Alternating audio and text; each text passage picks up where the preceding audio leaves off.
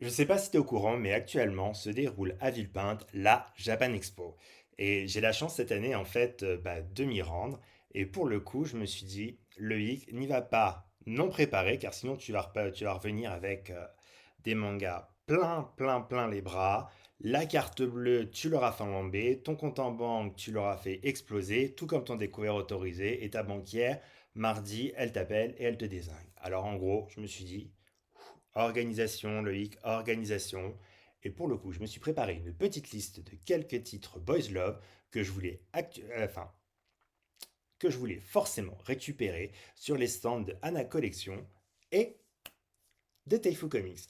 Et je me suis dit en fait que peut-être tu serais intéressé de savoir quel titre je voulais récupérer parce que pour le coup, peut-être que ce seraient des titres que toi tu voudrais récupérer si tu te rends à la Japan Expo ou tout du moins qui pourraient te plaire et que tu pourrais te procurer par la suite en librairie. Bon, on y va parce que il y a pas mal de titres. Le premier titre que j'ai sélectionné chez Anna, il s'agit donc de Omega Allergie, donc de Haruta.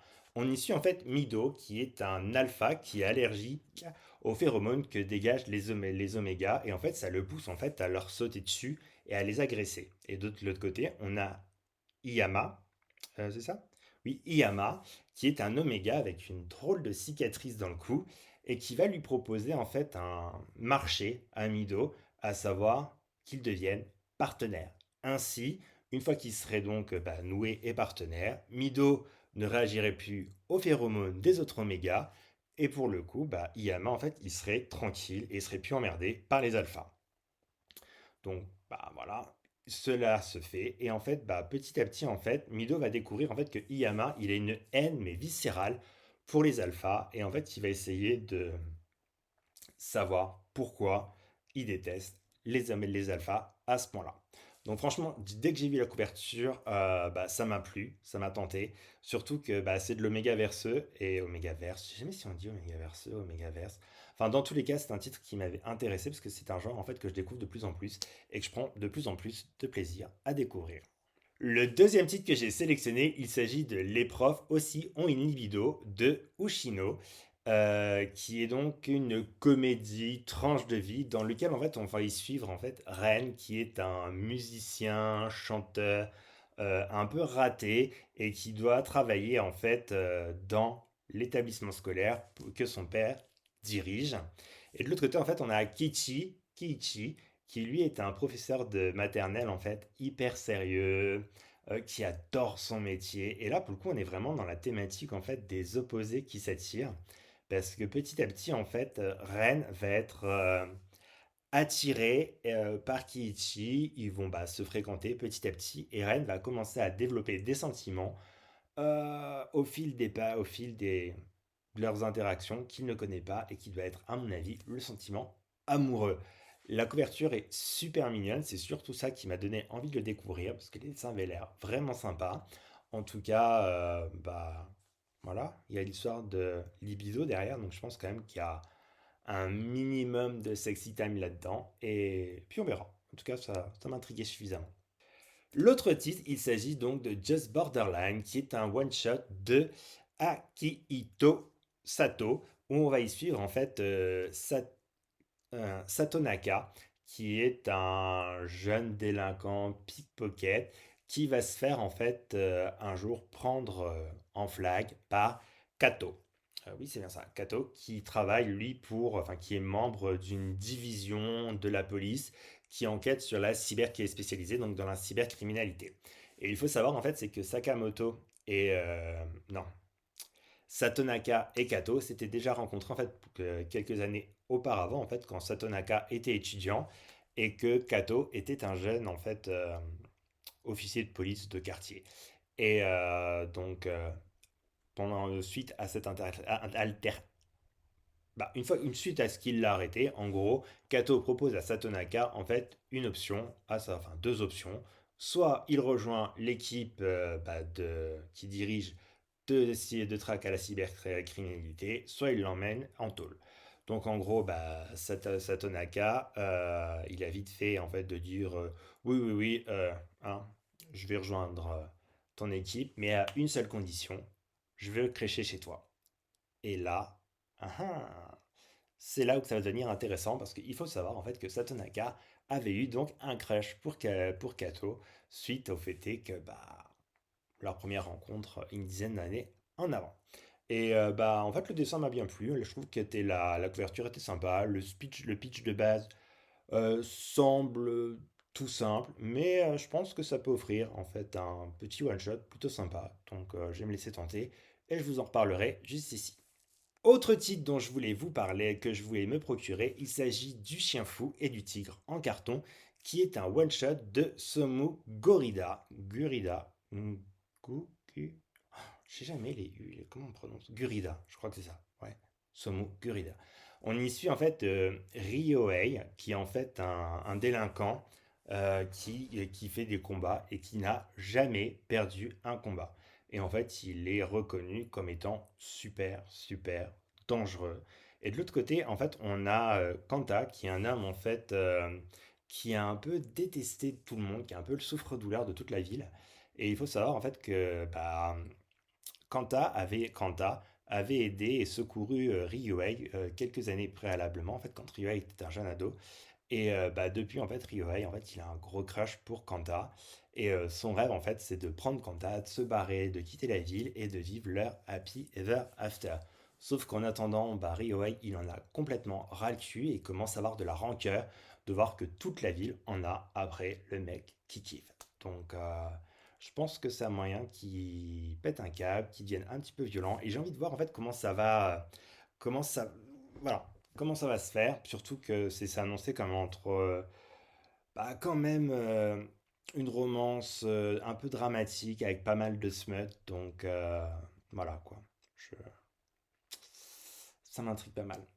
L'autre titre donc de chez Anna que j'ai sélectionné, il s'agit donc de l'étonnant secret de Goku Reda, donc qui est une série en deux tomes de Luca Arata et auquel on y suit en fait donc c'est une romance au bureau de bureau entre un employé donc Choji et son boss Goku Reda et suite en fait à un malheureux fichier, enfin ils sont gourés, il y a eu un quiproquo, il y a eu un mauvais fichier qui a été envoyé, un mauvais échange de clés USB et en fait Choji découvre que Goku Reda en fait il a un secret, il adore porter de la lingerie féminine sexy. Et pour coup, Choji, ça va l'exciter et je pense que et l'attirer. Et je pense en fait qu'entre deux va se mettre en place cette petite relation d'interdit. Alors, est-ce qu'il y aura du chantage? Comment ça va se passer? Surtout que c'est pas très bien vu, je suppose, donc au Japon, la relation entre un supérieur et son subordonné. Donc, ouais, j'ai bien envie de voir ça, comment ça va donner, surtout qu'il s'est annoncé comme étant du smut. J'espère que ce sera pas censuré et qu'on aura des bonnes scènes bien chaudes au bureau avec tout ce côté interdit. Moi, je kiffe ça et j'ai hâte.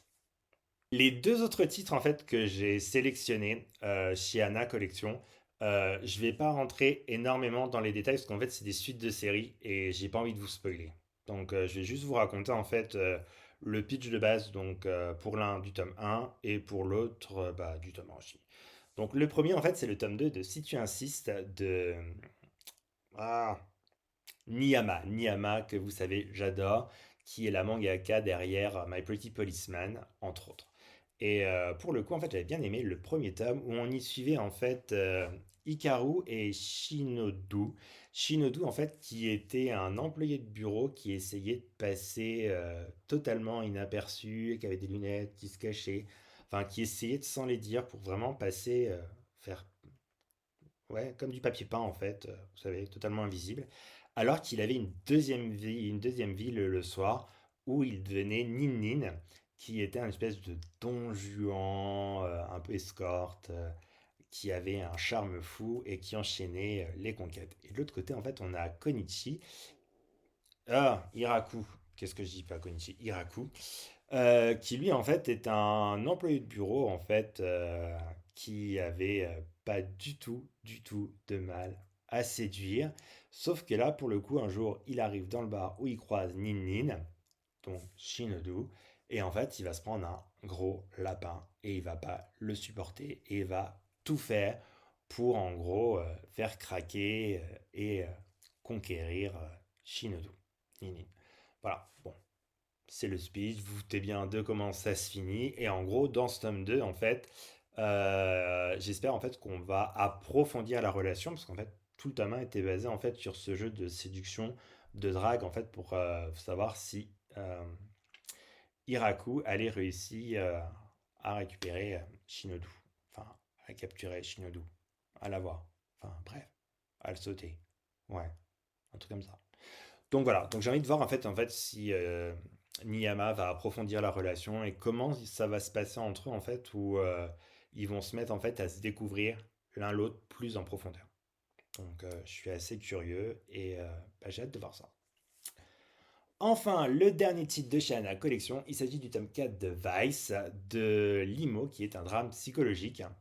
Pour le coup, là, on arrive, voilà, hein, c'est la suite directe. À la fin du tome 3, on avait Kojima qui avait abandonné Damon. Et Damon, en fait, on le voyait dans la dernière page, qui était bah, à bord d'une passager d'une camionnette, pas qui partait à la campagne pour récupérer Kojima. Donc voilà. Donc bah, pour le coup, moi j'avais bien aimé les tomes 1, 2 et 3. Il y avait le petit côté sadomasochisme, avec pas mal de masochisme et pas mal de sexe derrière, et en même temps c'était assez sombre, assez... ouais, il y avait... C'était sombre, il y avait un petit côté, je vais pas dire thriller, mais un petit côté... Ouais, un petit peu glauqui, sombre, il y avait des petites affaires mafieuses derrière, si je me rappelle bien. Et bah, j'ai envie de voir ce que ça donne et comment eh ben, ils vont arriver et s'ils arrivent à leur Happy Ever After. Alors, c'est tout pour ce qui est de chez Anna. Maintenant, on va passer aux titres que j'ai sélectionnés en fait chez Taifu Comics. Donc, chez Taifu Comics, j'ai sélectionné quelques titres et le premier que j'ai sélectionné, il s'agit donc de Unluckily Yours, qui est une série en trois tomes, qui a trois tomes parus et toujours en cours de parution au Japon, et dont le premier tome vient de sortir le 28 juin dernier en France. On y suit donc c'est une série de Hirokawa Ku. Attendez, je vérifie si je n'ai pas de conneries. Ouais, c'est bien ça. Hirokawa Ku, où on y suit en fait la relation amicale qui va évoluer entre Kurosawa, qui est donc un mécanicien, et son voisin en fait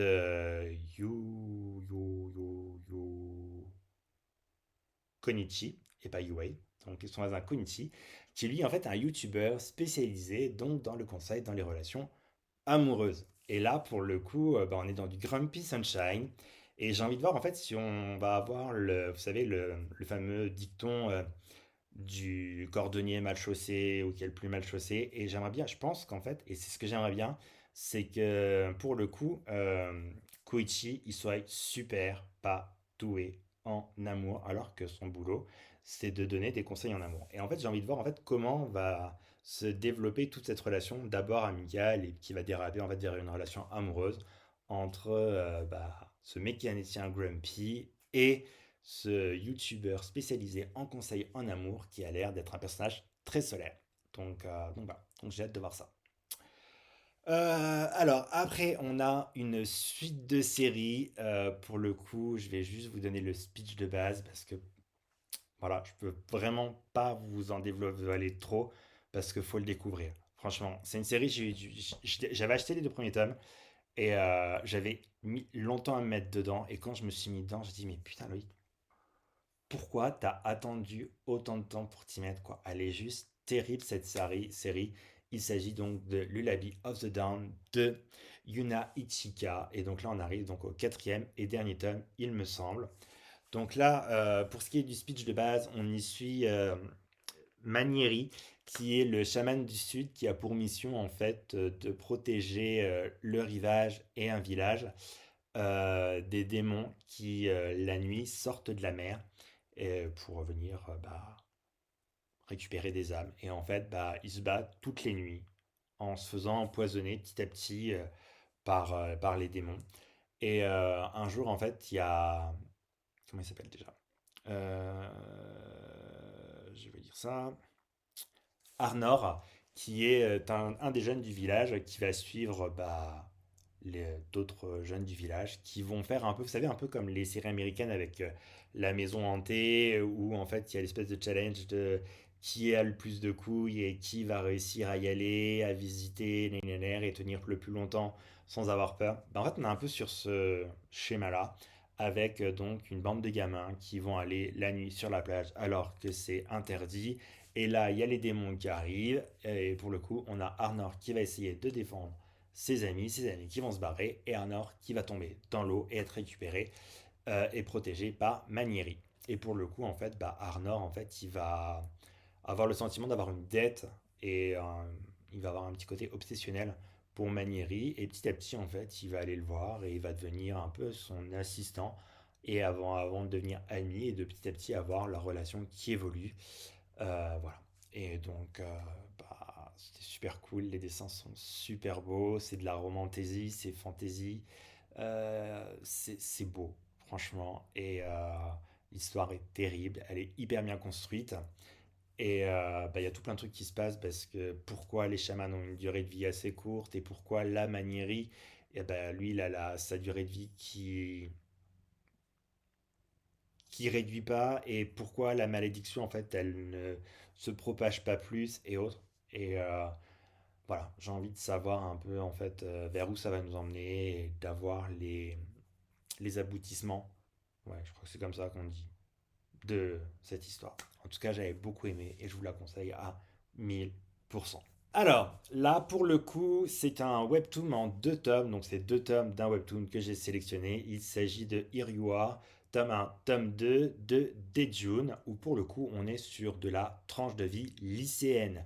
On va y suivre en fait Yu Yang, qui est donc membre du conseil des étudiants. C'est à peu près ça qu'on peut dire. De l'association étudiante.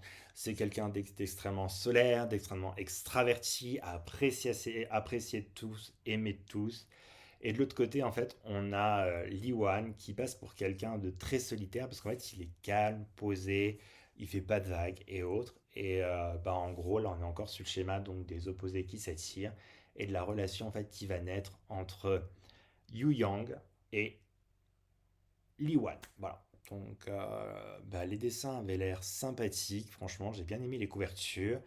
Et puis je trouve que ça passe bien en fait les petites tranches de vie comme ça parce que généralement en fait c'est des titres que les webtoons là que je lis pas d'un coup en fait je vais lire deux trois chapitres je le pose je lis autre chose et puis voilà il y a pas c'est vraiment on peut les poser et même si des fois ça m'arrive de ne pas réussir à les poser mais bon voilà c'est sympathique et donc j'ai hâte de découvrir ce webtoon qui il me semble en fait a déjà été pas mal plébiscité sur internet et en tout cas j'en ai vu des très bons retours. Et enfin, le dernier titre que j'ai sélectionné, et alors là, je ne pense que rien qu'avec le titre, ça ne va étonner personne que j'ai les sélectionné. Il s'agit de Queutard légendaire et Cul d'acier, la série avec trois tomes parus pour le moment au Japon de Totofumi, et dont le premier tome vient de sortir en France. On y suit donc Mikagura, qui est le légendaire Queutard, car il se tape chaque jour une nouvelle fille. Et de l'autre côté, on a Senna, qui lui, en gros, se venge des mecs qui lui font vivre la misère en les sodomisant. Voilà. Et donc, en gros, on va assister au match entre la lance, Mikagura, hein, le Queutard, et le bouclier, voilà, vous aurez compris. Cuirassier Senna pour savoir qui est le meilleur et qui l'emporte entre la lance et le bouclier, entre le queutard et le cuirassier. Et en gros, comment ils vont se départager? Eh ben en baisant tout simplement. Et donc voilà, donc en gros, écoutez, j'ai hâte de voir ça parce que vous le savez, moi j'adore beaucoup les titres érotiques et ça promet du smut, du smut, du smut. La couverture est déjà pas mal explicite. J'espère qu'on aura le droit à une édition qui aura très peu de censure, voire pas de censure parce que alors si j'ai des sabres laser, vous le savez, moi les sabres laser, à part dans Star Wars, je supporte pas. Alors j'espère vraiment, malin, vraiment que ce sera pas censuré. En tout cas, c'est une série qui me tente bien, donc j'ai hâte de la découvrir. Voilà, on a fait le tour en fait des Boys Love, juste des Boys Love que je compte me procurer demain à la Japan. J'espère qu'il y a des titres qui t'ont plu, qui t'ont donné envie. Soit te les procurer à la Japan, soit à leur sortie, ou soit déjà acheter dans ton libraire s'ils sont sortis. En tout cas, n'hésite pas à me dire, toi, les titres qui te donnent envie en ce moment. Les commentaires sont ouverts. Tu peux aussi me retrouver sur Instagram et sur TikTok. Donc moi, c'est Loïc, Red Readings. Et je te souhaite une très bonne journée et je te retrouve très vite pour une nouvelle vidéo. Allez, ciao! Ciao.